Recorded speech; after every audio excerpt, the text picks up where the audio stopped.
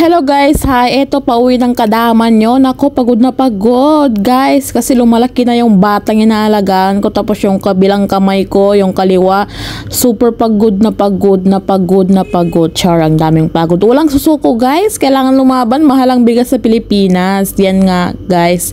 Kailangan natin lumaban kahit anong hirap guys, is kailangan natin lumaban. Kasi alam nyo na grabe na yung bilhin sa Pilipinas, no. Tapos tayo pa yung inasa ng pamilya kasi nga walang trabaho doon. Kung meron mang trabaho guys, hindi sapat yung sa sahod nila doon. So kailangan natin kumayod guys, no, kahit mahirap. Alam nyo, ang sakit-sakit na ng likod ko guys. Ang sakit-sakit ng likod ko pagdating ko sa bahay. Ganyan. Tapos hindi ko na alam anong gagawin ko guys. Basta masakit talaga ang likod ko. Kung nandun lang sana yung kasama ko is nagpapahilot ako. Pero ngayon night shift kasi siya ngayon. So mag-isa naman ako sa kwarto, ganyan, boring na boring. Minsan na-homesick na ako guys sa pag wala akong kasama, ganyan, na-boring talaga ako. So pero sige lang, kaya yan kasi nag-abroad ka di ba? Nag-abroad ka, panindigan mo yan, nag-abroad ka. Siyempre, kailangan natin mag-work para sa pamilya, di ba? Family first.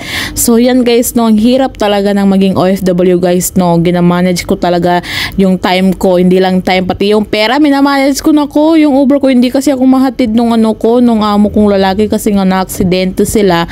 At alhamdulillah, wala naman nangyari sa kanya, pero kailangan siyang makabayad at hindi makatakbo yung coach niya hanggat sa hindi siya makabayad sa penalty niya. So yan, pagdating ko, gutom na gutom ako, sabi ko, ano kayang niluto nung kasama ko? So yan, nagluto na siya ng kanin at saka ako yung palutuin niya ng ulam. So yan kasi, ako kasi ang nagluluto rin ng ulam. So yan, tingnan natin, nandito siya sa loob guys. Nakapatay pa yung ilaw, matutulog yata. So charan, hi.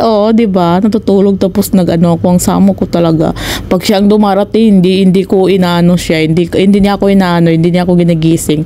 Pero ako ginigising ko talaga. Sabi ko, ka na dyan, mag-ready ka na dyan kasi magluluto na tayo para makakain na tayo ng maaga kasi alis ka pa mamaya mga 8. So yun, bumangon na siya at habang ako magpapalit ng damit ko ay siya ay nagagayat-gayat na sa aming lulutuin.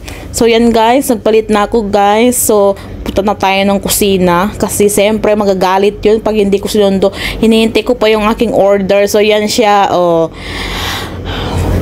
Miss, pakisayaw nga tong-tong, joke lang. Diba? Nagasayaw-sayaw pa siya. So, yan yung favorite namin lutuin. Pang 5 araw na isda yan.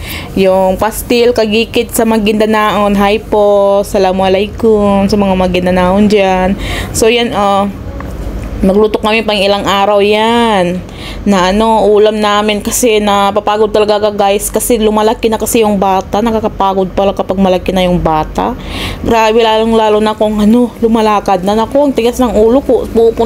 Punta doon, punta dito, punta. Ay, hindi ko alam anong gagawin ko sa batang yan, pero sige lang, laban lang. Yun nga, laban lang. Walang suko. Laban.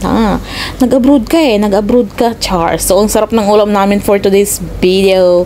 Tignan nyo naman yung ulam namin, guys. Ang sarap. Hi pala sa lahat ng mga OFW dyan around the world, Middle East, Char. Musta na kayo? Ito kami lumalaban. Dapat lumaban din kayo guys, no? So yan, naghahanda na yung kasama ko ng aming makakain para makakain at matutulog na ng maaga. Matutulog ng maaga, minsan nga 12 yung tulog ko kasi nga cellphone. So matulog tayo ng maaga for today's kasi maaga rin ako kumain. So better talaga kung maaga makakain kasi maaga kang naka-relax, ganyan. So luto na yung ating kakain, ulam. So kakain na lang tayo. So ito, sabi ko sa kanya, kaway-kaway naman ito, diba? Kung gusto niyo kumain, punta na lang kayo dito sa amin, Char. Chill tayo, pero walang inom ha. So yan, kain muna kami guys. Kain tayo. Thank you pala sa lahat na nag-follow sa akin, sa lahat na nanonood ng video ko. Maraming salamat po sa inyong lahat. Ito yung buhay ng OFW dito sa Qatar. Ito yung buhay namin. So yan, naghahanda na siya ng mababaon niya kasi alis siya mga 8 at siya ang mag-uugas ng plato. Char, pag kasi siya dito, siya mag-uugas ng plato. So yan guys, thank you very much. Mwah!